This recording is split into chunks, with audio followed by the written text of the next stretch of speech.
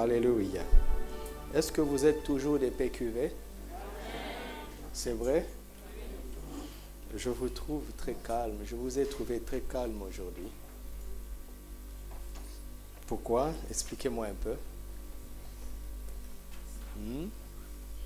Je n'ai pas dit que c'est mauvais, hein? Mais je vous connais quand même un peu, non? Vous n'êtes pas comme ça d'habitude. C'est 2018, hein? 2018, vous serez comme ça, hein? Pourvu qu'on progresse dans la foi, d'accord? La forme n'est pas le plus important. Alléluia.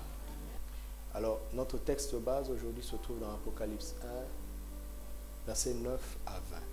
Apocalypse 1. À la fin de la lecture, laissez ouvert pour aérer. Quand j'aurai fini la lecture, vous fermez tout parce qu'on va décoller. Apocalypse chapitre 1, versets 9 à 20.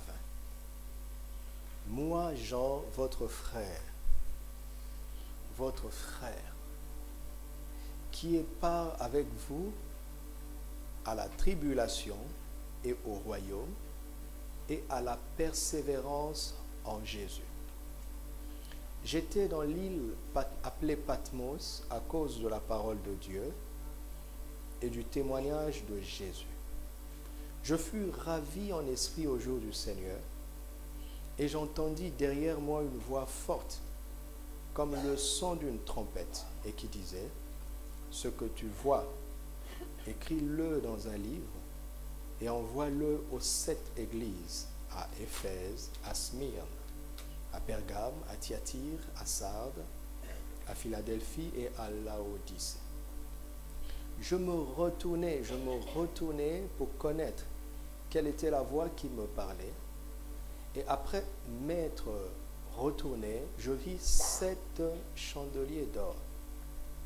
Et au milieu des 7 chandeliers, quelqu'un qui ressemblait à un fils d'homme, vêtu d'une longue robe et ayant une ceinture d'or sur la poitrine. Sa tête et ses cheveux étaient blancs comme de la laine blanche, comme de la neige. Ses yeux étaient comme une flamme de feu. Ses pieds étaient semblables à de l'airain ardent, comme s'il eût été embrasé dans une fournaise. Sa voix était comme le bruit de grandes eaux. Et il avait dans sa main droite, 7 étoiles. De sa bouche sortait une épée aiguë à 2 tranchants. Et son visage était comme le soleil lorsqu'il brille dans sa force. Quand je le vis, je tombai à ses pieds comme mort. Il posa sur moi sa main droite. En disant: ne crains point. Je suis le premier et le dernier, et le vivant. J'étais mort, et voici je suis vivant au siècle des siècles. Je tiens les clés de la mort et du séjour des morts. Écris donc les choses que tu as vues, et celles qui sont, et celles qui doivent arriver après elles. Le mystère de cette étoile que tu as vue dans ma main droite, et des 7 chandeliers d'or. Les 7 étoiles sont les anges de cette église, et les 7 chandeliers sont les 7 églises. Amen. Alléluia. Nous allons parler de viser l'église pour atteindre Christ. Alléluia. Notez ça. Viser l'église pour atteindre Christ. Parce que nous ouvrons notre première saison de l'année où Dieu a dit que nous sommes des plus que vainqueurs en vue de quoi? Ok. Et nous avons vu que nous aurons 4 saisons spirituelles, dont la première est la saison des visées célestes, jusqu'en fin mars. D'avril en mai, nous aurons la 2e saison qui est la saison des saisies des montagnes. Nous allons nous baser sur ce passage où Caleb, alors qu'il avait 85 ans, il demande à Josué de le laisser s'emparer d'une montagne. Les héritages qui ont tardé, pendant cette saison-là, nous allons nous occuper de nous en emparer. Alléluia. Toujours en vue du témoignage, d'accord? Alors, à partir du mois de juin, nous allons entrer dans une troisième saison. Ce sera la saison de la foi en action. Nous allons nous servir de toutes les expériences de maintenant jusqu'à ce moment-là pour mettre notre foi en action. Alléluia. Et à la fin, le dernier trimestre de l'année sera la saison des prières conquérantes qui serviront en même temps de préparer 2019. Et c'est dans le lieu de la prière que le Père nous parle par son esprit et nous donne le programme de l'année suivante. N'est-ce pas intéressant comme programme? Mais vous avez vu que nous commençons par des visées célestes parce que nous sommes plus que vainqueurs sur la terre. Pas besoin de revenir encore sur cela. Mais le Seigneur s'attend à ce que nous soyons déclarés vainqueurs au ciel.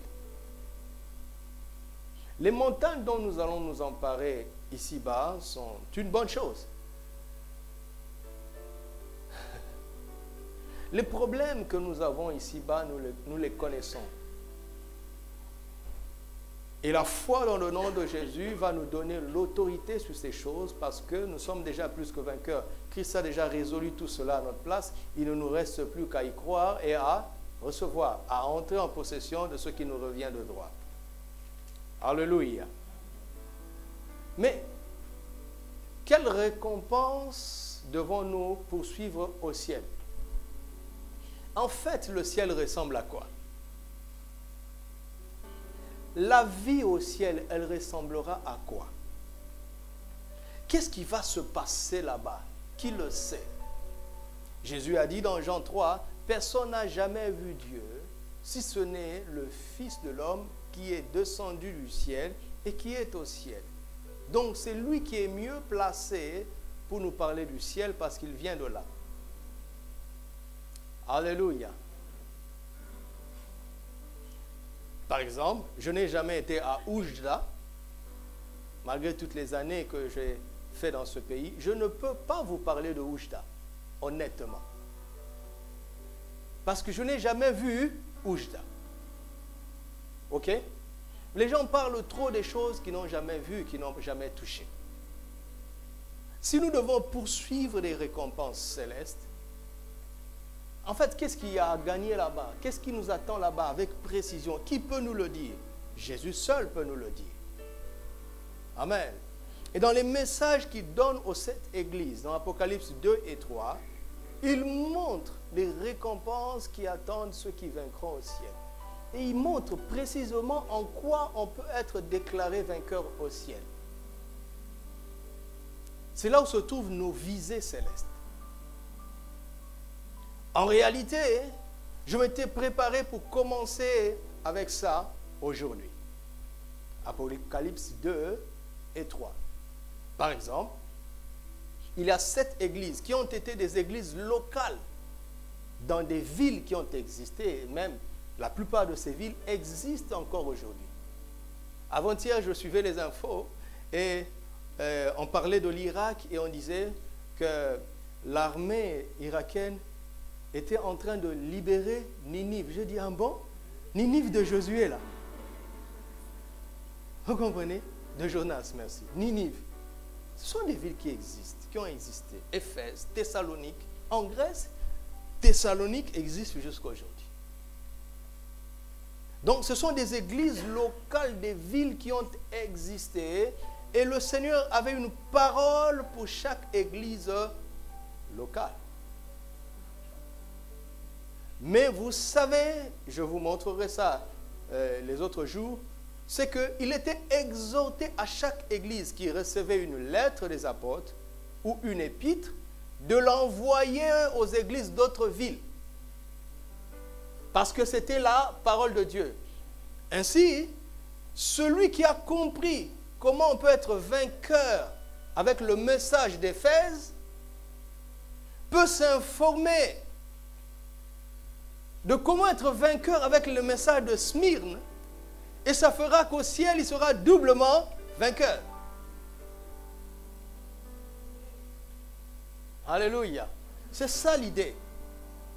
L'idée est que ce qu'une église découvre du Seigneur, qu'il la mette au service de tout son corps, afin que cela serve d'information et de révélation aux autres. Amen. Et on ne peut pas bien comprendre Apocalypse 2 et 3 si on ne comprend pas Apocalypse 1. Parce que, allez étudier, vous allez voir, dans Apocalypse 1, le Seigneur se décrit lui-même. Il parle de lui-même. Il se décrit lui-même dans Apocalypse 1. Donc, Jean a la révélation complète du Seigneur.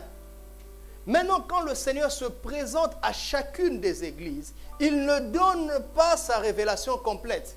Chaque église a une partie de la révélation de Christ. De telle sorte que si toutes les églises mettent ensemble les révélations qu'ils ont de Christ, le corps aura le tableau complet. Vous me suivez? C'est pour ça que j'ai besoin de ta connaissance de Christ. C'est pour ça que j'ai besoin de ton témoignage, parce que ton témoignage m'enrichit. Ton action de grâce t'enrichit toi, n'est-ce pas? Parce que quand Dieu a agi dans ta vie et que tu lui rends grâce, ça t'enrichit toi. Mais c'est ton témoignage qui m'enrichit. Parce que ton témoignage me fait participer à la révélation et à l'expérience que tu as du Seigneur, de telle sorte que si jamais un jour je rencontre la même difficulté, je me souviendrai de ce qu'il a fait pour toi. Et comme Dieu ne t'aime pas plus que moi, il va faire dans ma vie plus que ce qu'il a fait dans la tienne.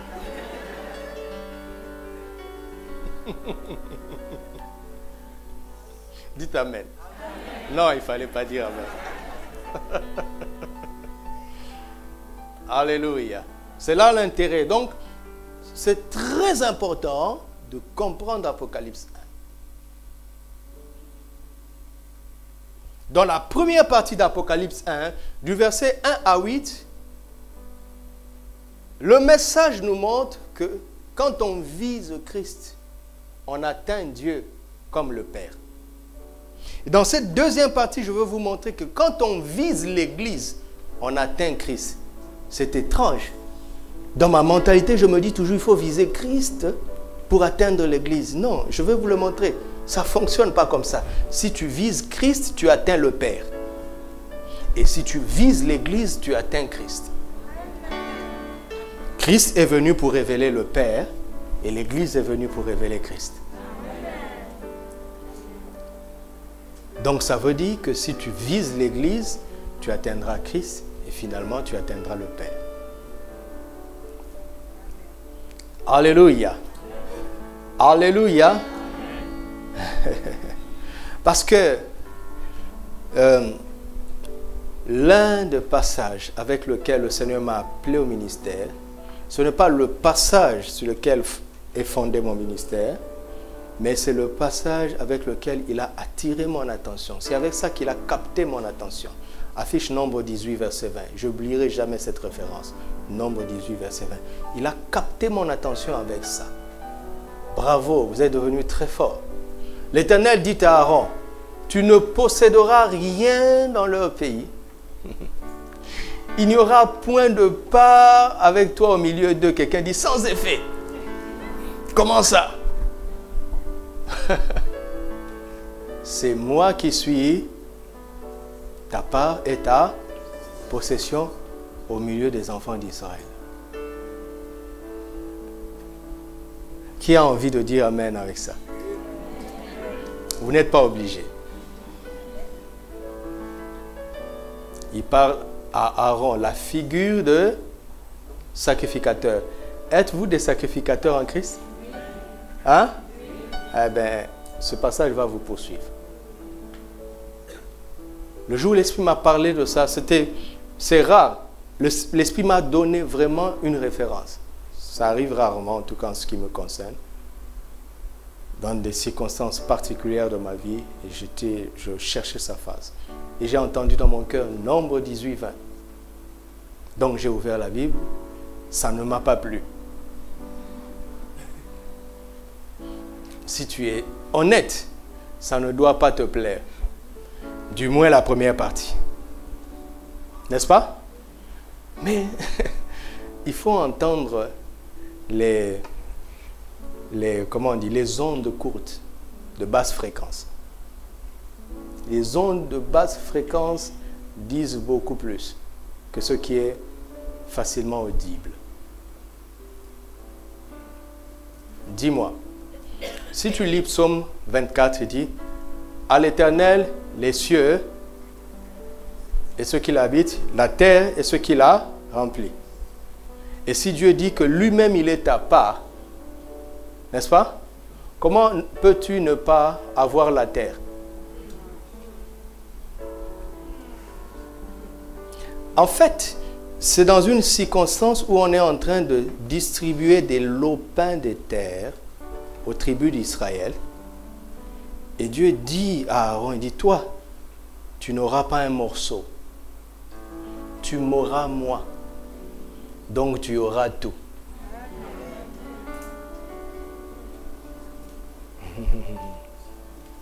C'est pour ça que mes amis, si tu ne vises pas Dieu, vraiment, tu demandes trop peu. Il dit dans le psaume 2, demande, et je te donnerai quoi? Je te donnerai quoi? Des nations pour héritage. Vous imaginez jusqu'à quel point Dieu veut nous donner. D'accord? Jésus les regarde et dit, jusque là, vous n'avez encore rien demandé en mon nom. Tous vos sujets de prière sont vraiment futiles par rapport au nom que vous utilisez. Ce que le nom peut vous apporter, vos demandes sont vraiment futiles. Ah oui, quelqu'un dit oui, mais quand même. Si je n'ai même pas peu, qu'est-ce qui prouve que j'aurai plus? Je dis, tu raisonnes à l'envers. Celui qui a plus a nécessairement peu, moins. N'est-ce pas? Est-ce que vous me suivez? Dieu a toujours voulu être lui-même notre part. David, en évoluant, en marchant avec Dieu, a découvert ça. Dans un des psaumes, il dit, l'Éternel est ma part et mon calice. C'est lui qui m'assure mon lot. Il a découvert que si l'Éternel devient ta couronne, c'est-à-dire ta récompense, le reste devient une évidence. Alléluia. L'église de cette génération n'aime pas l'évangile qui va dans ce sens. Cette génération est habituée à un évangile qui fonctionne à l'envers, même si ça marche. Comme Papa Karambiri aime le dire. Jésus nous l'a dit. Mais ce sont les païens qui recherchent ces choses.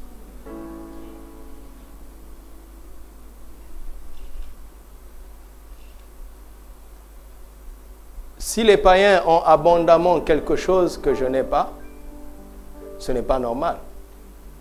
C'est moi, le Fils de Dieu. Eux, ils ne sont rien du tout. Mais si Dieu laisse faire comme ça, il veut nous amener à comprendre que ce n'est pas le plus important. Amen. Alléluia. D'ailleurs, tout ce que nous aurons restera ici-bas. N'est-ce pas? À l'enlèvement, qui partira avec son bijou préféré? Même le nouveau local restera. Ce n'est pas pour que tu ne contribues pas.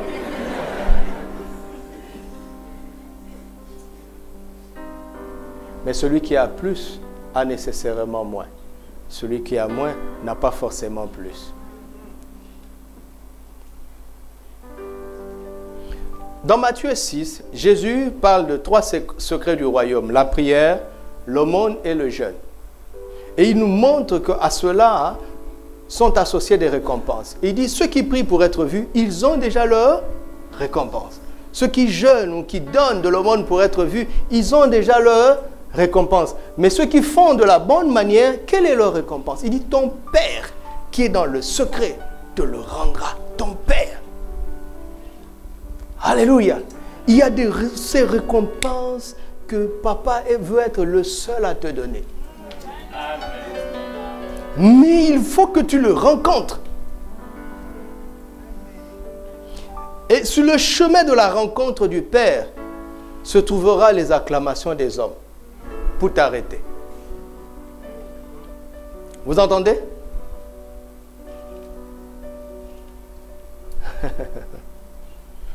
Moi, je veux le Père, alléluia, et ce qui vient de lui. Je veux le Père et ce qui vient de lui. Alléluia. Et c'est ce que Jésus est venu nous donner, nous révéler. Dieu comme notre Père, comme notre source, comme notre origine, comme notre plus grand bien, comme notre récompense ultime. Je ne rêve pas, ce n'est pas de la philosophie, c'est le plan de Dieu pour toi et pour moi. Mais il te le propose, il te tend la main. Est-ce que tu le veux? Est-ce que vous le voulez? Jésus a dit, celui qui quittera ceci, cela, à cause de moi, il recevra la récompense. Mais si tu quittes un père à cause de lui, tu n'auras pas un autre sans père. Parce que Dieu, ton Père, vaut mieux que 1000 pères. 100 pères. Il te donnera 100 mères, 100 maisons, 100 frères, 100 sœurs. Pas 100 épouses. Hein, d'accord? Mais il ne cite pas le Père. Il parle même des persécutions. Pourquoi? Parce que quand Dieu devient ton Père, alléluia, alléluia, alléluia. Il a dit à Abraham, notre Père dans la foi, quitte ton pays, ta patrie, la maison de ton Père. Parce que je veux devenir ton Père. Alléluia. Il ne nous demande pas de négliger nos parents naturels, parce que c'est lui qui nous a dit d'honorer nos pères et nos mères afin de vivre longtemps. D'accord? Ce n'est pas ce que je suis en train de dire. Mais il nous demande de nous connecter à un ascendant supérieur. De devenir ses héritiers, ses descendants, ses représentants. Écoutez ce que le Père aimant a dit au fils aîné dans la parabole du fils prodigue. Il dit, mon enfant, tu es toujours avec moi et tout ce que j'ai est à toi. C'est le rêve de Dieu. Que chacun de ses enfants prenne part à tout ce qu'il a, à tout ce qu'il est, mais à condition de demeurer avec lui. Alléluia. Et les Écritures nous montrent que c'est Christ qui nous connecte au Père. Une fois que tu es en Christ, Christ veut t'apprendre la valeur de quelque chose qu'il appelle l'Église. L'Église a été calibrée par le Saint-Esprit pour permettre à la fois aux chrétiens et au monde de voir Christ. Lequel nous permet d'être en communion avec le Père. Vous me suivez? Vous avez saisi ça? L'Église est quelque chose d'extraordinaire. C'est la meilleure invention de Dieu. C'est le royaume des cieux sur la terre. C'est l'habitation de Dieu par le Saint-Esprit sur la terre. L'Église, c'est quelque chose d'extraordinaire. Et c'est pour ça que tu es là. L'Église. C'est ce cadre qui nous permet de mieux connaître Christ. L'Église. Alléluia. Alléluia.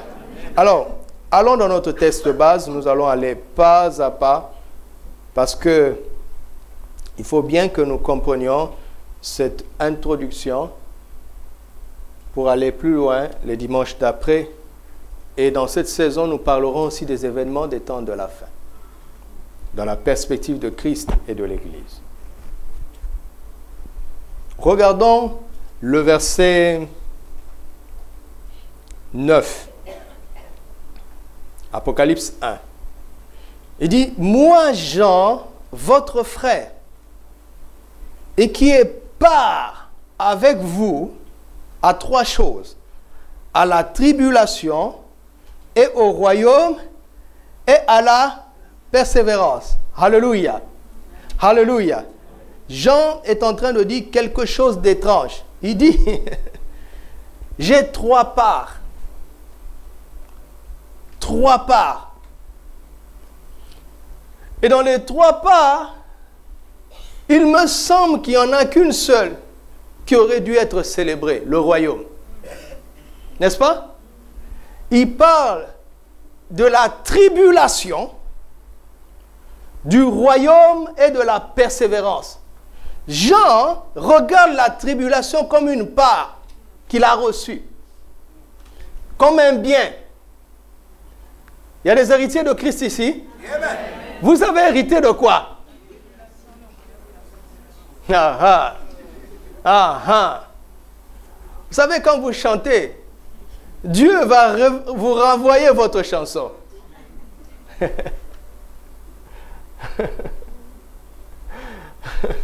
Quand nous étions à Ouaga, papa parlait de la louange. Il parlait de l'esprit de louange. Il dit, la louange, c'est pas toujours ce que nous faisons au culte. Il dit, l'esprit de louange n'a pas besoin d'un conducteur. N'a pas besoin d'un instrumentiste. C'est l'esprit de louange qui est bon les prisons. D'accord? Bon, ça va. Il dit, regarde ce qu'il dit. Il dit, vous êtes en prison au milieu de la nuit. C'est le comble. Et c'est là où Paul et Timothée et Silas se lèvent pour chanter les louanges du Seigneur. Mon ami, si tu es au comble de ta vie et que tu veux recourir au ministère de louange, qui vous dit que dans cette situation où tu te trouves, si on le met là, il va chanter. Il va oublier toutes ses notes.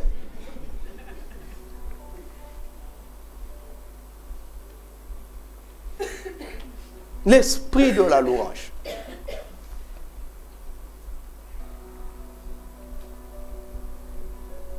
On loue Dieu, pourquoi? Parce qu'il est grand, n'est-ce pas? La louange, c'est de célébrer les hauts faits de Dieu. N'est-ce pas? Quel haut fait alors qu'on est en prison? Non, les conditions sont réunies pour faire des supplications, des lamentations et de l'intercession. Quel haut fait Dieu? Quel haut fait? Regarde là où moi je suis. Quel haut fait? Quel haut fait? Jean dit que la tribulation, il regarde la tribulation comme une part, comme un héritage, comme un bien, comme un gain. Il regarde la persévérance comme une part. Il regarde le royaume comme une part. Jean, qu'est-ce qui ne va pas dans ta tête? Il dit, mais tu n'as pas tout lu. J'ai dit que cette part-là, je l'ai avec vous. Que vous le vouliez ou pas, vous aussi vous avez la même part, parce que je suis votre frère. Nous avons le même papa, et papa donne ça à tous ses enfants. Vous ferez mieux de l'accepter, parce que vous avez cette part. Arrêtez de résister, c'est votre part. Quand on était enfant, n'est-ce pas que les parents nous frappaient parfois pour que nous puissions manger? Parfois, on te force de prendre quelque chose que tu ne veux pas, parce qu'il sait que c'est pour ton bien. Tu ferais mieux d'accepter. Dis à ton frère, tu ferais mieux d'accepter. Il dit, j'ai trois parts à cause. Vous avez vu ça? À cause de quoi? De la parole de Dieu et en vue du témoignage. En vue du témoignage, la parole de Dieu, tu aimes la Bible? Hein? Tu aimes la Bible? Tu reçois la parole de Dieu? Et tu vas témoigner de Jésus?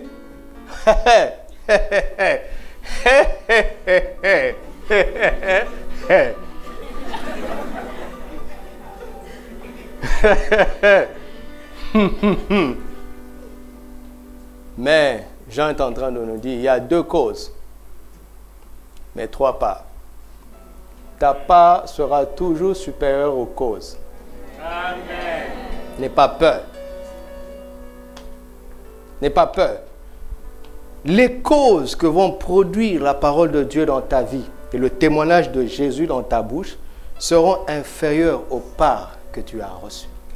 Il ne permettra jamais que tu ne sois tenté au-delà de tes forces. Mais avec la tentation, il te donnera toujours le moyen d'en sortir. Voici la mentalité de cet homme. Il ne regarde pas les tribulations comme un problème. Il ne regarde pas la persévérance comme une exigence ennuyeuse.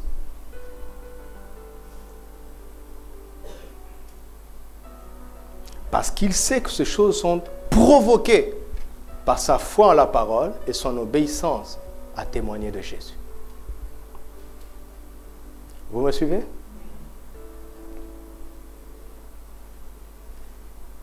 Un jour,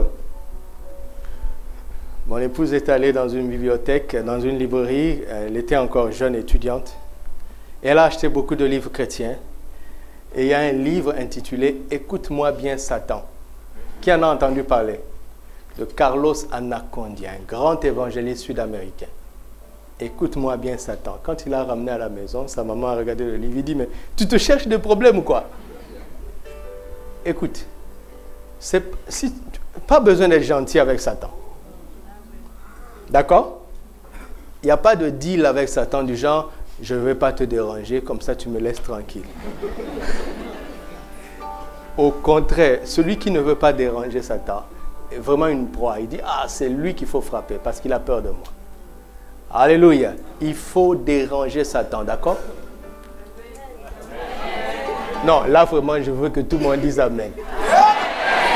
Et on dérange Satan par quoi? Par le témoignage. Par le témoignage, mes amis. Par le témoignage. Arrête de te taire. Parle de Jésus. De toutes les façons, tu vois, tu ne parles pas, non? Regarde tous les problèmes que Satan t'envoie. Réagis un peu. Passe à l'offensive. Arrête d'être sur la défensive. Passe à l'offensive. Tu as Christ en toi. Celui qui est en toi est plus grand que celui qui est dans ce monde.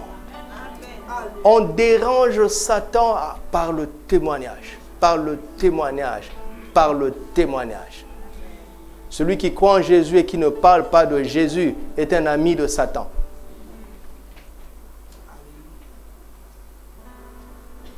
Un jour, le Saint-Esprit a parlé à un grand évangéliste.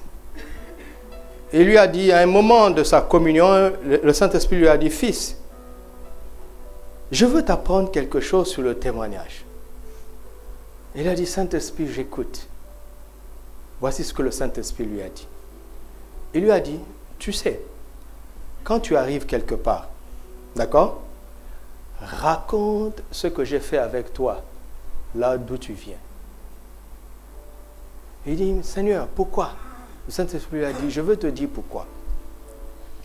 Parce que quand tu racontes ce que le Seigneur a fait avec toi, là d'où tu viens, les démons qui sont là où tu es vont dire, ah! Le feu qu'on avait entendu dans notre camp en Éthiopie, son auteur est arrivé ici.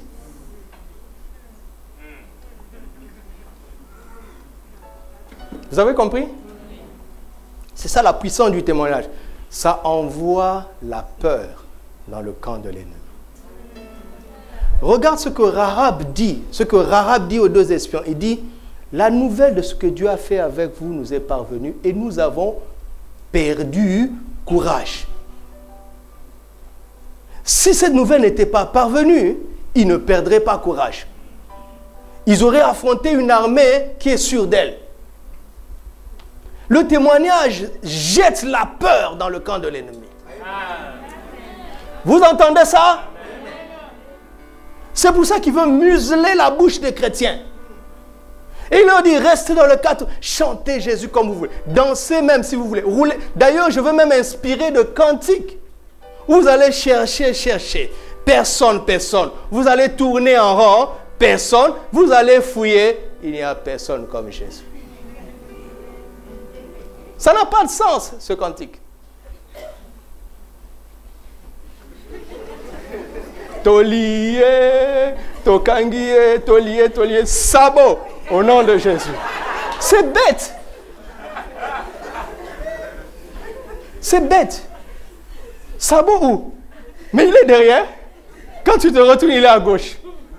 C'est en esprit que ça se passe. Satan va laisser les chrétiens faire tout ce qu'ils veulent, pourvu qu'ils restent entre eux et qu'ils ne témoignent pas. Parce que les démons d'ici ont encore un peu de courage. Mais si on leur raconte ce que Christ avait fait avec nous, d'où on vient, et sachant que nous sommes les mêmes, avec le même Seigneur, il dit, mais ça ne sert à rien. Ce qui s'est passé là-bas se produira ici. Tu as compris? Cette année, tu vas témoigner? Oh, vous savez, parfois on prend les choses de manière naturelle. Parfois on dit, tu sais mon frère ou ma soeur, il faut témoigner de ce que Dieu a fait pour toi. Parce qu'il se peut que quelqu'un dans l'église ait le même problème que toi. Et quand il va entendre, il sera encouragé. Non, ça dépasse beaucoup plus que ça. Si tu avais triomphé d'un esprit et que cet esprit vient tourmenter ton frère, quand tu témoignes, cet esprit-là tremble déjà. Regarde ce qu'on dit de Paul ici. Les gens qui ont bouleversé le monde sont arrivés parmi nous. Dieu a déjà fait quelque chose avec toi quelque part? Hein? Est-ce qu'il n'est pas ici?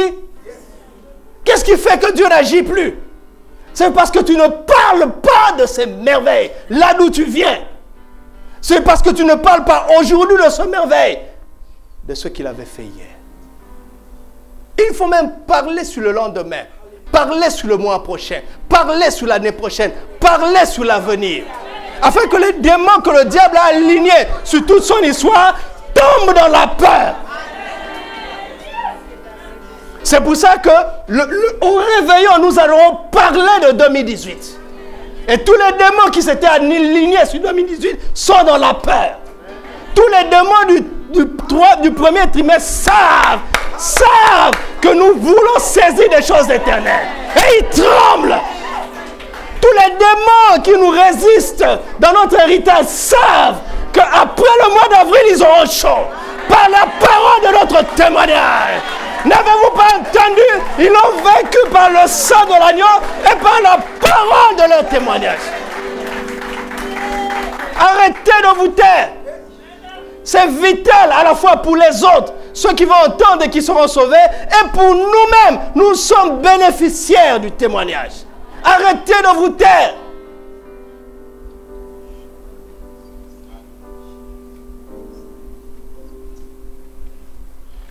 Et celui qui parle la parole de Dieu, qui témoigne de Jésus, regarde les événements autrement. La tribulation a une autre signification. Ça a une autre signification, la tribulation pour lui. Pourquoi? Parce que les légères afflictions du temps présent ne sauront être comparables à la gloire à venir, parce que nous ne regardons non aux choses visibles, mais à celles qui sont invisibles. N'a-t-il pas dit, dans les derniers jours, je répandrai de mon esprit sur toute chair. Vos fils et vos filles prophétiseront, vos jeunes gens auront de visions. Pourquoi vous n'avez pas de vision? C'est parce que vous ne prophétisez pas. Parce que vous ne parlez pas comme Dieu. Parce que vous ne parlez pas de la part de Dieu. Parce que quand vous parlez comme Dieu, quand vous parlez de la parole de Dieu, vous entrez dans les visions divines. Je peux provoquer les visions moi-même. Je n'ai pas besoin d'un service de ministère. Je n'ai pas besoin d'un prophète. Je peux provoquer des visions moi-même. À force de parler la parole de Dieu, à force de parler comme Dieu, je me lèverai un matin et la circonstance aura un autre sens pour moi. Tu peux provoquer ça toi-même. N'est-ce pas que quand tu te lèves, tu dis, oh, je suis naze, je suis foutu, je suis perdu. Qu'est-ce qui va arriver? Hein?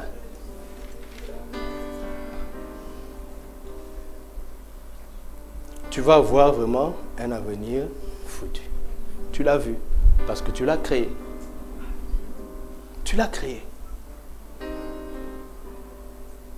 Et si tu parles de la part de Dieu, tu crées les visions divines. Quelqu'un reçoit ça? Amen. Quand on reçoit, on dit quoi? Amen.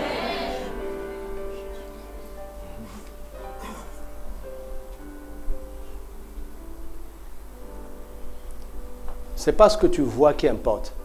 C'est la vision que tu as de ce que tu vois qui importe. C'est ça. C'est pour ça qu'il y a une crise. Certains s'enrichissent, d'autres s'écroulent. Dans la même situation. Certains disent on est foutu, d'autres disent si je puis trouver un morceau de pain, parce qu'il est rare, je peux le vendre à 10 fois plus cher. Alors que l'autre se plaint, ah, vraiment c'est difficile à trouver du pain. Voilà cet homme Jean. Il regarde la tribulation, le royaume et la persévérance comme une part. Puis-je avancer? Puis-je avancer? J'ai dit, Seigneur, pourquoi tu mets le royaume au milieu de ces éléments apparemment négatifs? Vous comprenez ma question? Par exemple, parce que quand on te dit persévère, cela veut dire que la réponse ne va pas arriver le lendemain. N'est-ce pas? Ça ne fait pas plaisir, n'est-ce pas? Oui ou non? Quand la tribulation, même pas besoin de l'expliquer. N'est-ce pas? Quand je faisais les mathématiques, on nous disait ceci. Si tu veux savoir que deux nombres sont égaux, il faut faire des procédures, je ne vais pas vous ennuyer, qui vont faire que s'il y a un nombre entre les deux nombres qui est égal au premier et à l'autre, c'est que ces trois nombres sont égaux, et parce que l'ami de mon ami et de mon ami, les trois nombres sont égaux. Bon, oubliez ça. Le fait que l'on mette le royaume entre la tribulation et la persévérance, cela veut dire que le royaume a la qualité de la tribulation et de la persévérance. Autant que tu n'aimes pas. Tu ne peux pas dire à Dieu que tu aimes son royaume, d'accord? Si tu n'aimes pas la tribulation et si tu n'aimes pas la persévérance. Quelqu'un comprend ça? Voici la parole de Dieu qui vient nous révéler à nous-mêmes. Ah oui, nous sommes des rois. Ah oui, nous c'est le royaume des cieux. Oui, Dieu dit, tu aimes mon royaume. Mais pourquoi tu réagis comme ça à la tribulation? Pourquoi tu n'aimes pas la persévérance? C'est la preuve que tu n'aimes pas mon royaume. Parce que mon royaume, tu ne sais pas ce que c'est. Alléluia. Alléluia. Seigneur, aide-moi. Regardez. Jésus a failli être couronné à 2 reprises par Israël. Et à l'issue de cela, les mêmes qui ont voulu l'introniser roi, ce sont eux qui l'ont tué. La première séquence, c'est quand il a multiplié le pain. Qui ne veut pas d'un roi comme ça? Franchement. Qui vous dit, ah, ne bossez même plus, ne vous battez plus, tout ce que vous avez à faire, c'est de venir vous asseoir, de m'écouter pendant 3 jours. Tu vois, je vais faire une campagne pour ma candidature à la présidentielle au grand stade là, de Casablanca. Tout ce que je vous demande, c'est de venir vous asseoir pendant 3 jours. Et moi, je m'occuperai de vous nourrir tout le restant de vos vies. Qui ne va pas voter un homme comme ça? Et quand ils ont voulu introniser Jésus comme roi, après qu'il ait multiplié le pain, Jésus a fui. Et comme Jésus est honnête, il dit, vous me cherchez, pas parce que vous voulez entendre, c'est parce que vous avez mangé. Je vous connais. La deuxième fois, c'est quand il entre en Jérusalem, monté sur un anneau. Les femmes ont jeté des pagnes. Les gens ont coupé des rameaux. Il dit, béni soit celui qui vient au nom du Seigneur. Alléluia. Pourquoi? Parce qu'ils voyaient en Jésus un libérateur politique. Et voilà, les Romains l'arrêtent. Jésus ne fait rien. Il dit, ah bon, c'est ça votre roi? Même ses disciples l'ont abandonné. Ils n'avaient pas compris le royaume. Le royaume est d'abord spirituel. Romains 14, 17. Car le royaume de Dieu, c'est quoi? Ce n'est pas? Ah, vous avez vu, non? Vous avez vu à quel point la parole est cohérente? Hein? Qu'est-ce qui vous vient à l'esprit quand vous célébrez le royaume des cieux? Quelque part, n'est-ce pas, le manger et le boire? Hein? Hein? Mais Jésus a dissocié le deux. Il a dit, cherchez d'abord mon royaume et la justice. Et toutes ces choses vous suivront après. Jésus a bien dissocié. Matthieu 6, 33. N'est-ce pas? Oh, cet évangile n'est pas populaire, mon Dieu. Dites Amen.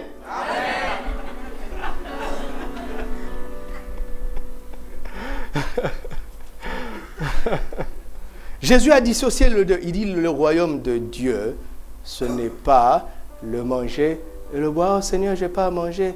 Oh Seigneur, je n'ai pas à boire. Le Seigneur dit oui, tu es un roi. Il y a un roi ici? Ah ben voilà, tu es un roi. Ah bon? Mais il dit, mais la justice, la paix et la joie par qui? Par le Saint-Esprit. Par le Saint-Esprit. Regardez Matthieu 5, verset 3. Là d'où je viens, nous avons été secoués. Notre évangile a été bien secoué. On nous a pris, on nous a remués et on nous a remis à l'endroit. Et on nous a mis en garde. Papa dit, attention à ce que vous prêchez, car vous serez jugés.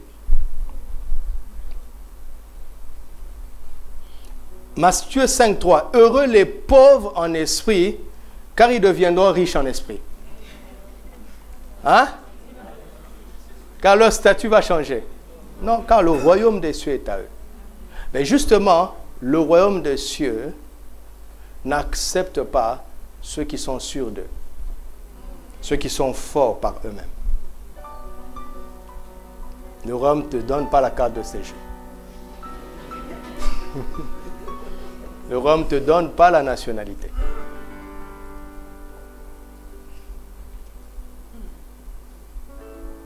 Versets 10 à 12. Heureux serez-vous lorsqu'on vous outragera, qu'on vous persécutera et qu'on dira faussement de vous toutes sortes de mal, pas à cause de vos fautes, mais à cause de moi, le Seigneur. Réjouissez-vous et soyez dans l'allégresse, parce que votre récompense sera grande dans les cieux, car c'est ainsi qu'on a persécuté les prophètes qui étaient avec vous. Verset 10. Heureux ceux qui sont persécutés pour la justice, car le royaume des cieux est à eux. Vous voyez pourquoi le royaume est l'ami des tribulations et de la persévérance? Vous avez vu? Vous avez vu? Quand tu acceptes ça, tu entres à un autre niveau de la vie. Et tu abordes les choses autrement. Amen. Parce que tu es un plus que vainqueur. Amen. Amen. Là, nous avons exploité le verset 9. Revenons à Apocalypse chapitre 1. Le verset 10. Il dit, je fus ravi en esprit au jour du Seigneur. La différence entre vous et moi, nous dit l'apôtre,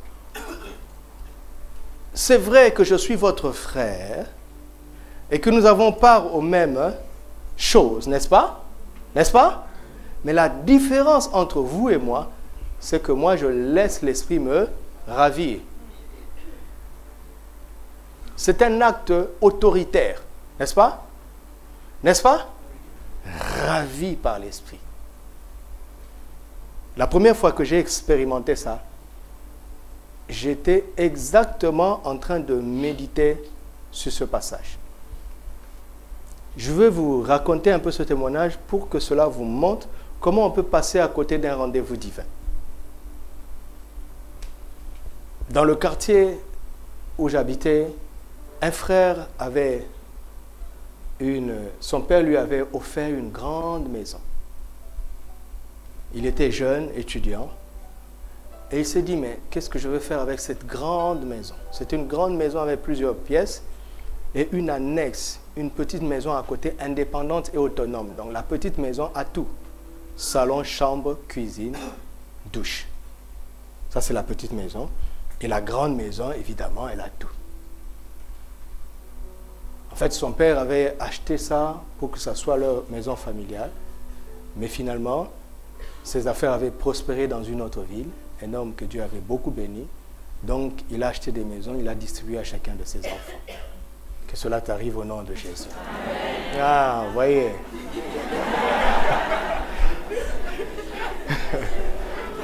Bon, vous avez reçu. D'accord? Et c'est bien. D'accord? Mais j'aurais aimé qu'il y ait un même zèle pour les autres choses. Pour les choses célestes. C'est cette saison. Cette saison peut être ennuyeuse pour celui qui n'aime pas vraiment le Seigneur. Parce qu'on va parler des choses célestes. Et pendant 3 mois, waouh! Tu peux revenir à partir d'avril. Non, ne fais pas ça. Alors il s'est dit, alors il a offert la grande maison comme une maison de prière. Gratuitement. Tout ce qu'il n'offrait pas, c'est la nourriture. Il ne vous donne pas la nourriture, mais l'eau et l'électricité, il paye des factures. Alors, moi, j'étais allé en retraite. Donc, j'avais une pièce. Et ce jour-là, j'étais exactement en train de méditer ce passage. Et à côté, dans une autre pièce, il y avait une équipe de frères et de sœurs de notre cellule. Moi, j'étais en train de prier. Et eux aussi, ils étaient en train de prier. En fait, on priait pour la même chose. Et à un moment de ma communion, le Seigneur m'a dit, mais pourquoi ne prieriez-vous pas ensemble?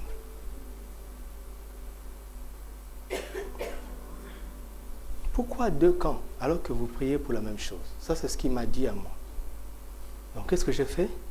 J'ai pris ma Bible, j'ai quitté ma pièce et je suis entré là-bas. Pendant que nous étions en train de prier, j'étais ravi en esprit. Parfois, tu es en train de prier, tu as envie de te mettre à genoux. Et puis tu regardes, oh, mon pantalon est blanc. De toute façon, c'est en esprit et en vérité.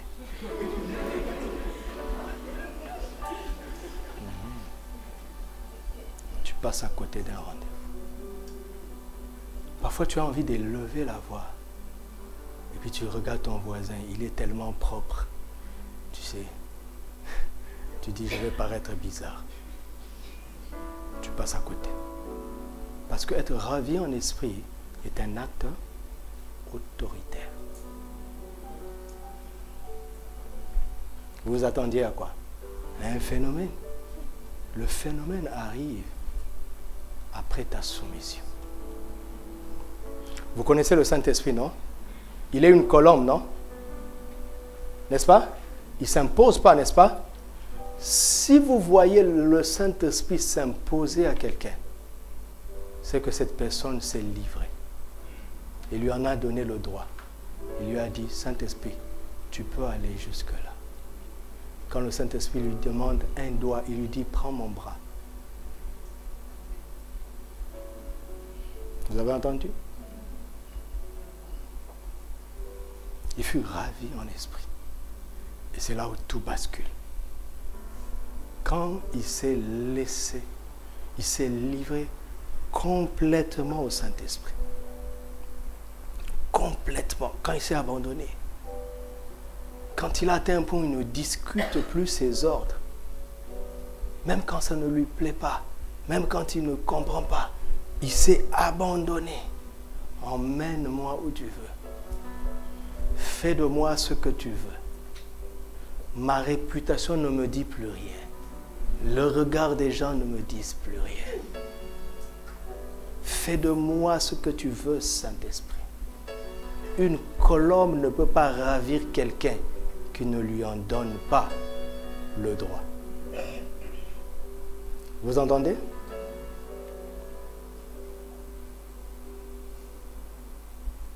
Quand Jean a accepté ça, il est entré dans une autre dimension.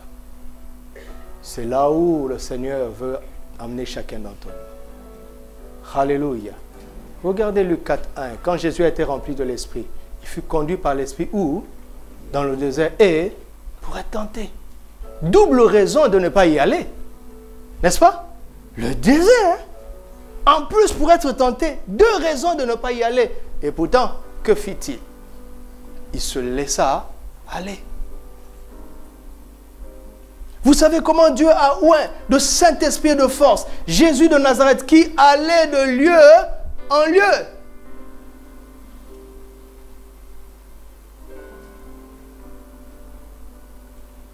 Nous venons du séminaire, papa prêche tout seul longtemps. Des fils et des filles sont venus du monde entier. Des centaines et des centaines de pasteurs. Entre deux services, il est là en train de recevoir, de recevoir. Nous-mêmes qui écoutons, nous sommes fatigués, épuisés. Et s'il ne reçoit pas un seul de ses fils, l'enfant sera épuisé. Il est éreinté, fatigué. Mais son cœur de père, il doit le faire. Et quand je rentre à la maison, je me dis, Doudou, veux-tu toujours avoir un grand ministère?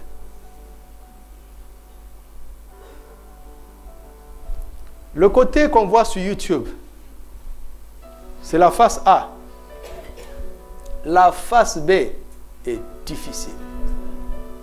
Il n'y a que des sacrifices. Que des sacrifices. Tu ne peux pas aller à la plage, te relaxer. Ça va se transformer en séance de délivrance. Tu es à l'étroit. Il n'a que sa chambre pour se ressourcer. Il n'a que sa chambre.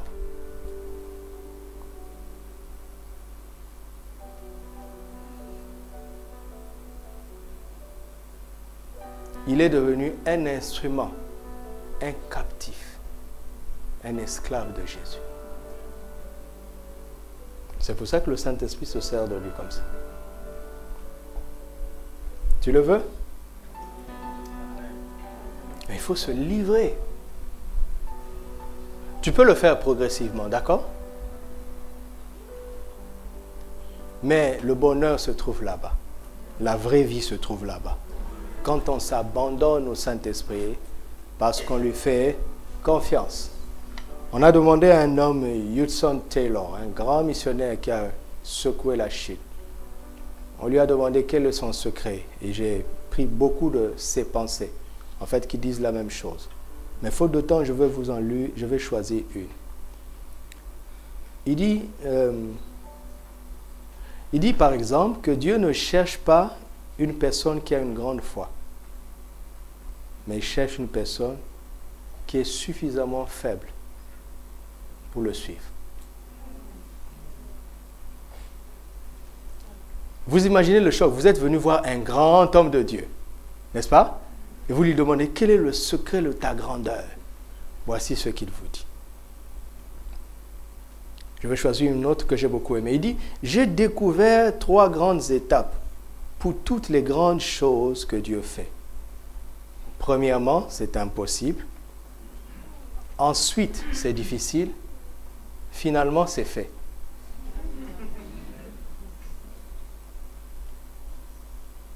Et ça prouve que quelqu'un d'autre est passé dedans. Et il a facilité les choses. Et il a rendu possible l'impossible.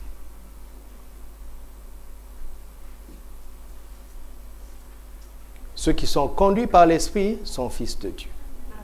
Regardez dans 1 Samuel 16, après qu'on ait oint David, j'aime ce passage. La Bible donne deux tableaux. D'une part, Saül qui était agité par les démons, et d'autre part, David qui était agité par l'Esprit. Jésus dit, quand tu étais jeune, tu te saignais toi-même, tu sais, et tu allais où tu voulais. Mais quand tu seras grand, tu étendras tes mains. Quelqu'un d'autre te saignera, pas pour te servir, mais pour t'emmener où tu ne voudras pas. C'est-à-dire qu'il y aura un conflit. Dans ta chair, c'est sûr que ce n'est pas ce que tu veux. Mais tu dis non, pas ce que je veux. Mais ce que tu veux, j'accepte, même si ça ne me plaît pas. Mais souvent on dit j'accepte tant que ça me plaît. J'accepte tant que j'apprends le bénéfice que je vais avoir. Être ravi à l'esprit. Enfin, je vais vous montrer quelque chose. Verset, on prend quoi? Verset 12. Je me retournai pour connaître quelle était la voix qui me parlait. Alléluia. Alléluia. Alléluia. Pourquoi se retourne-t-il? Verset 10. Je fus ravi en esprit au jour du Seigneur et j'entendis derrière moi une voix forte. La voix parle derrière lui. N'est-ce pas? Maintenant, pour connaître qui lui parle, il doit se... Ça s'appelle la conversion. Virement à 180 degrés, mon ami. Mon ami, mon ami. Si tu veux entrer dans une grande dimension, il faut pratiquer la conversion. Tournez le dos à ce qui a de la valeur pour toi. Tournez le dos à ce qui est intéressant pour toi. Pas seulement parce que c'est ce qu'il faut faire, non, mais parce qu'il t'attend ailleurs. Alléluia. Alléluia. Et il dit, et si vous êtes fils, vous êtes héritier de Dieu, co-héritier de Christ, si toutefois nous souffrons avec lui.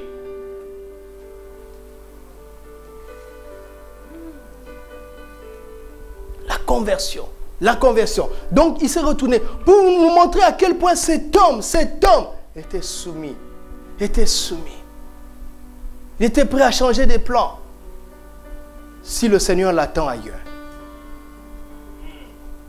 Alléluia. Alléluia.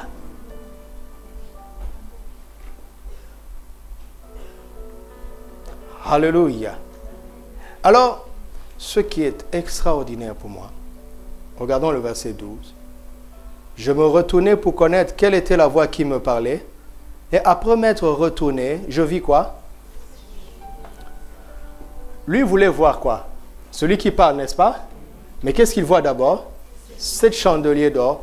Et au milieu des 7 chandeliers, quelqu'un qui ressemblait à un fils d'homme. Celui qui parlait là, il est là, n'est-ce pas? C'est le Seigneur Jésus. Mais pour le voir, il fallait d'abord voir les 7 chandeliers d'or. D'accord? Tu entends sa voix, certes.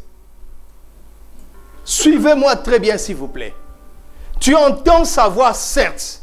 Mais pour le voir, il faut d'abord voir les 7 chandeliers d'or. Vous avez entendu? Tu entends sa voix, certes.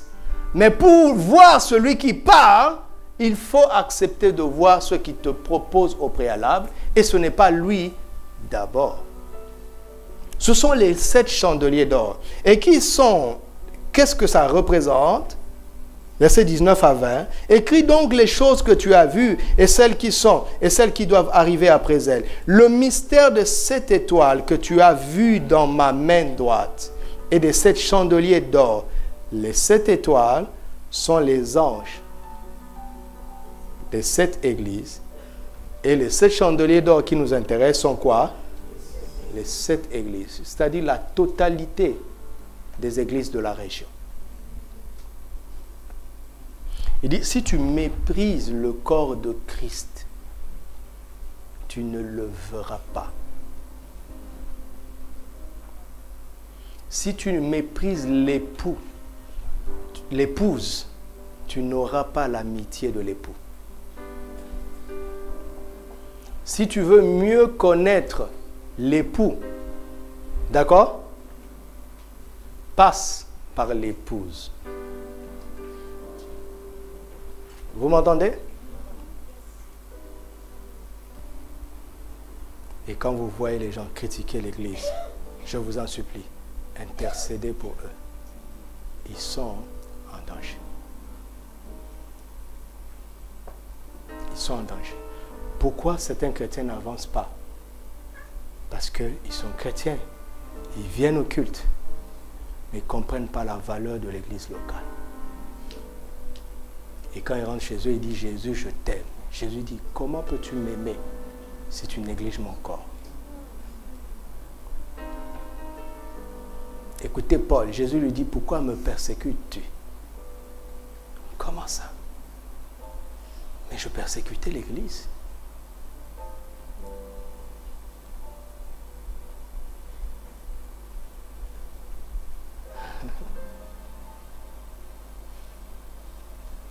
Quand tu sers à l'Église, quand tu contribues à l'Église, quand tu nettoies l'Église, quand tu t'impliques dans l'Église, mon ami, la tête te regarde avec sourire. Et elle s'arrangera pour que tu le connaisses. Vous voyez les gens entendre approximativement la voix de Dieu, mais ils ne savent pas quoi faire avec la voix de Dieu. Voulez-vous que je vous dise quelque chose? Entendre Dieu ne suffit pas. Allez voir, demandez à Samuel. Demandez à Samuel dans 1 Samuel 3. Samuel, Samuel! Il ne sait pas ni qui le parle, ni que faire avec la voix. Il a fallu que le souverain sacrificateur lui dise quoi faire. Combien de chrétiens j'ai vu se perdre à partir d'une vision qu'ils ont eue tout seuls quand ils priaient. Mais ils ont négligé le conseil des anciens et des pasteurs. Demandez à Paul, il a vu Jésus. Il dit, qui es-tu Seigneur? Que veux-tu que je fasse? Qu'est-ce que Jésus lui dit? Rentre dans la vie et on te dira ce que tu dois faire. Écoutez-les dans Galates, il dit, ce n'est pas un homme qui m'a appris ça, c'est par révélation. Il est allé en Arabie 3 ans. Il a appris des choses directement du Seigneur. Mais attention, quand il vient confronter cela avec les premiers apôtres.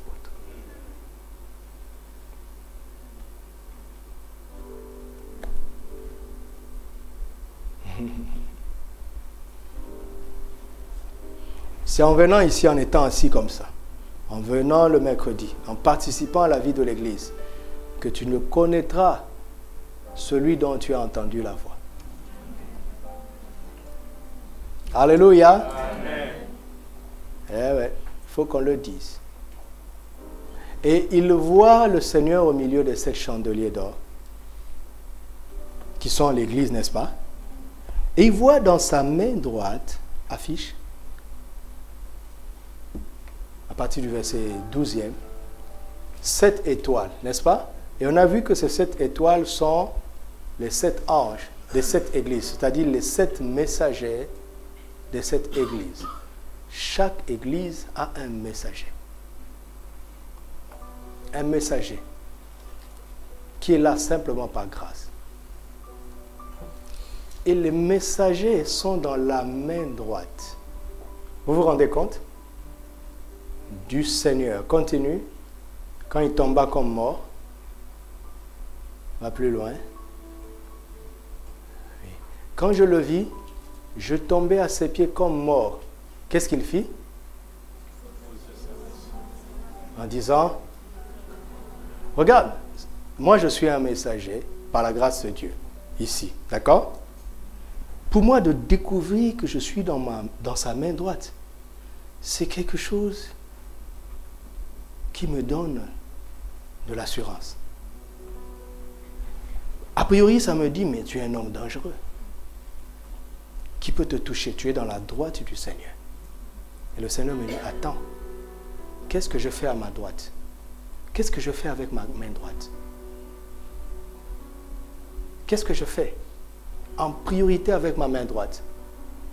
C'est de relever, de restaurer, d'encourager, de dissiper la peur. Il ne nous a pas mis dans sa main droite pour que nous nous fassions voir. Il nous a mis dans sa main droite pour que nous soyons ceux par qui il relève, il encourage, il exhorte et il dissipe la peur par la parole de foi. C'est notre premier ministère. D'accord? Ce n'est pas l'homme de Dieu. Ça ne fonctionne pas comme ça. Le premier ministère du messager, il sait qu'il est dans la droite de Dieu. Pas pour que le monde le craigne. Non, pour que Dieu chasse la crainte dans les cœurs des hommes à travers son message. Alléluia. Et si tu veux toucher à sa personne, oui, tu découvriras la puissance de sa droite. Ça, c'est sa responsabilité. Mais nous qui sommes conscients que nous sommes dans sa droite, notre responsabilité, c'est d'encourager, de réconcilier. Nous avons reçu le ministère de la réconciliation. Nous sommes là pour répéter ce qu'il dit. Ne crains point. D'accord? Tu n'as rien à craindre. D'accord? Ne crains point. N'aie pas peur, car il a vaincu la mort. Mais même quand tu sembles tomber comme mort, tu vois, tu commences à approcher de la mort. Nous sommes là pour t'arrêter sur le chemin de cette décadence. Je dis, ne crains point. Il a vaincu la mort. Il a vaincu cette situation. D'accord? D'accord? Et si tu entends cette voix, tu auras la foi. Et en ayant la foi, tu triompheras. Et cette voix parle où? Au sein de l'Église.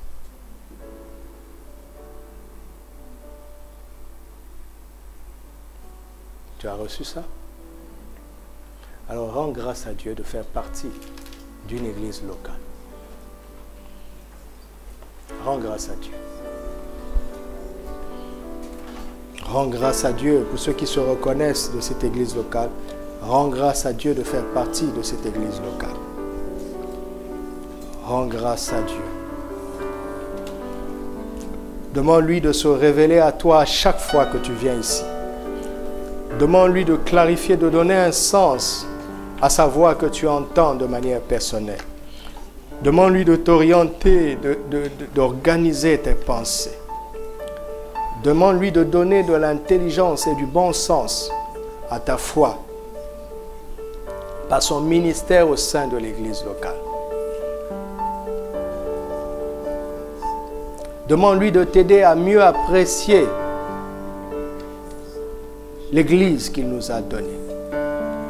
Demande-lui de mieux t'impliquer dans la vie de l'Église qu'il nous a donnée. Demande-lui de mieux participer à la vie de l'Église qu'il nous a donnée. Parce que tu as compris que cela lui fait plaisir, que cela l'honore et que c'est le moyen par lequel il se fera connaître à toi. Seigneur, merci. Je voyage dans ce pays et je vois qu'il n'y a pas d'église dans toutes les villes. Qui sommes-nous déjà pour être ici? Nous aurions pu être dans une autre ville. Et qui sommes-nous pour avoir ce que tu nous donnes? Nous te rendons grâce. Et je prie que tu nous aides à apprécier, à mieux apprécier ce que tu nous as donné et que tu nous accordes la grâce d'en faire bon usage. Merci pour les messagers, les prédicateurs et les prédicatrices. Merci pour tous les ministères que tu nous as donnés. Donne-nous de parler d'une même voix et de ne pas répéter le message d'un homme, mais de répéter le message que Christ veut donner à ce corps que nous sommes. Seigneur, fais de nous une église qui révèle Christ dans cette ville. Fais de nous une église qui révèle Christ dans cette nation. Fais de nous une église qui révèle Christ. Que les gens voient Christ au travers de nous. Que les gens voient Christ au travers de nous. Que ce pays voit Christ au travers de nous. Que le monde entier voit Christ au travers de nous. Renverse tout ce qui nous empêche de manifester ta gloire. Renverse tout ce qui nous empêche de te révéler autant que tu le souhaites. Renverse cela au nom de Jésus. Renverse cela, renverse cela, renverse cela. Seigneur, que notre zèle pour le témoignage augmente. Que notre zèle pour le témoignage augmente. Et qu'il en soit ainsi. Au nom de Jésus-Christ. Père, au nom de Jésus, j'appelle sur tous les pasteurs, sur tous les anciens, sur tous les diacres, sur tous les responsables, sur tous les ouvriers de différents sacerdoces royaux. J'appelle une bénédiction spéciale. Qu'une huile de distinction coule sur tous ceux qui s'impliquent. Qu'une huile de distinction coule. Qu'une huile de distinction coule. Qu'une grâce de séparation soit manifeste maintenant par le Saint-Esprit. Au nom de Jésus. Au nom de Jésus. Et je crie à toi en ce jour et je dis, Seigneur, fais de nous une église de serviteurs et de servants. Seigneur, minimise le nombre de participants simplement au culte. Minimise le nombre de spectateurs. Minimise au nom de Jésus le nombre de spectateurs. Minimise-le, Seigneur, au nom de Jésus. Que tout le monde soit actif. Que tout le monde comprenne la grâce de pouvoir te servir. Et ce qui retient qui que ce soit au milieu de nous, loin du service, soit brisé maintenant. Au nom de Jésus, que toute forme de raison, que toute forme d'idée, que toute forme d'argument, ou d'impression, ou d'influence, qui retient quiconque et qui le tient à l'écart du service, soit brisé maintenant. Fais de nous une église de disciples. J'appelle 100% de disciples. J'appelle 100% de disciples dans nos assemblées. Au nom de Jésus, 100% de disciples. Car ce sont les disciples qui méritent d'être appelés des chrétiens. Ce sont des disciples. Seigneur, renouvelle notre intelligence à un tel point que nous puissions regarder dans la tribulation le royaume que la persévérance comme un gain, comme une part effective de notre héritage et comme une preuve d'ailleurs que nous t'appartenons et que nous sommes spéciaux à tes yeux. Merci Seigneur parce que tu l'as fait. À toi l'honneur, la louange et la gloire dans cette assemblée et dans toutes les églises qui confessent ton nom dans ce pays. Au nom de Christ Jésus. Amen.